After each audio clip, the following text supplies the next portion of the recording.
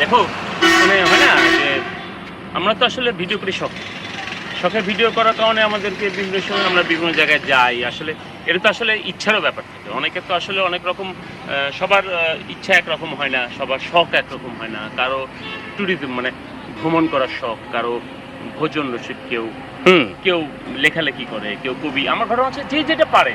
পৃথিবীতে আসলে সবাই তো সব রকম প্রতিভা নিয়ে জন্মায় না। এক একজন এক এক প্রতিভার অধিকারী। আর এই যে ফেসবুক আসার পরে আমাদের অনেকেরই অনেক কিছু দ্বার খুলে গেছে। দেখো তুমি ভেবে দেখো, একটা সময় আমরা লেখালেখি করতাম, আমাদের লেখা হয় ডায়েরিতেই পড়ে থাকতো। বিশেষ করে আমি যদি আমার কথাই বলি যে আমি টুকটাক লিখি ছোটবেলা থেকে। তুমি ভালো লেখো, কবিতা যাই হোক, ভালো মানে লেখো। আমার ইচ্ছা মতো আমি যেটা লিখি, যেটা কবিতা হোক আর যেটা হোক, ভাবতাম যে আসলে আমার লেখা কি কেউ পড়বে না, বা কেউ জানলোই না যে আমি 2 লাইন লিখতে পারি। ফেসবুকটা কিন্তু আমাদের সেই দুয়ারটা খুলে দিয়েছে, না হয় না যে মানে আমি আমার লেখা লিখবো, আমার লেখার মধ্যে তো একটা প্যাঁচ থাকতে হবে, মিনিমাম প্রতিভা প্রকাশ করার একটা জায়গা আছে। ঠিক আমি সেটাই, মানে আমার একটা মোচড় থাকতে হবে না যে আমি যে লিখলাম একটা মোচড়।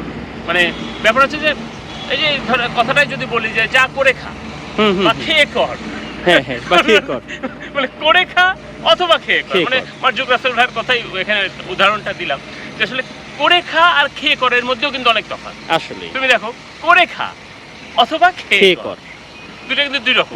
তো সে ব্যাপারটা এরকমই যে আসলে যার যে প্রতিভা আছে এটা তো একটা সাইড, মানে লাইফের একটা পার্ট, মানে এটা মনের একটা খোরাকও যোগায়, বা ধরো যে আমাদের ভালো লাগাটাও কাজ করে। তুমি আমি পার্সোনালি ভিডিও করি, তুমি পার্সোনালি ভিডিও করো, আবার আমরা দুজন একসাথেও করি। তো ব্যাপারটা হচ্ছে যে এটা একটা ভালো লাগা। এখন কেউ যদি এটাকে বাঁকা চোখে দেখুক, আমার কাছে ভালো লাগে, আমি করি। হ্যাঁ, তাই না? আর যারা ভালোবাসে বাসুক, ভালোবাসা ছড়া যাক।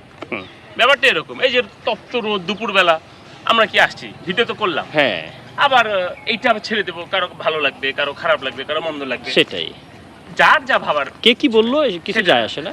আমার যা আছে, আমার যেটুকু পারি সেটুকু আমি করব, স্বতন্ত্র প্রতিভা প্রকাশ করব। আমার ঘটনা হচ্ছে যে তুমি যেটা পারো তুমি প্রকাশ করো না ভাই, রাইট। সমস্যা কোথায়? আমি যেটা পারি আমি সেটা প্রকাশ করব, সমস্যা কোথায়?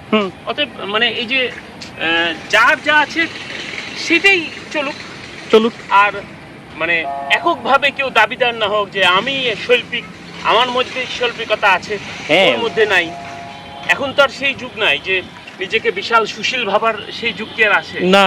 এখন বিশ্ব ওপেন, রাইট। বিশ্ব এখন হাতের মুঠোয়, গ্লোবালি লোকাল। মানে ব্যাপারটা এরকম। তুমি একদম মাটির ঘরে বসে থেকে তোমার প্রতিভা কিন্তু দেখাতে পারো। দেখো যে এই ফেসবুকের কল্যাণে আমরা কত মানুষের প্রতিভাকে, যাদেরকে ভাবতাম যে এরা হয়তো এই গম্ভীর, বা এরা হয়তো এই কাজটাই করে, ওকে দিয়ে কিছুই হবে না, বা ও হয়তো চাকরি করে, বা ও হয়তো ব্যবসায়ী করে, এই আর কিছু জানেই না। কিন্তু এখন আমরা দেখতে পাচ্ছি অনেক পরে হলেও ব্যাপারটা আমরা, মানে প্রতিটা মানুষই ভার্সেটাইল, মানে প্রতিভা যে কখনো চাপা থাকে না, এবং কোনো না কোনো একটা উপায় সেটা প্রকাশ পায়, তার মাধ্যমেই ফেসবুক। তো সেটাই ভালো লাগা কাজ করার কারণেই ফেসবুকে আসা। আমরা ফেসবুকে থাকবো, ফেসবুকের মতো আরও যদি কোনো প্ল্যাটফর্ম আসে সেখানেও যুক্ত হয় ইনশাল্লাহ। আর আমাদের চেষ্টা করবো আমাদের ভালো লাগে আপনাদের মাঝে ছড়িয়ে দিতে। আপনারা ভালো থাকবেন, দেখা হবে আবারও কোথাও নতুন কোনো জায়গায়। খোদা হাফেজ।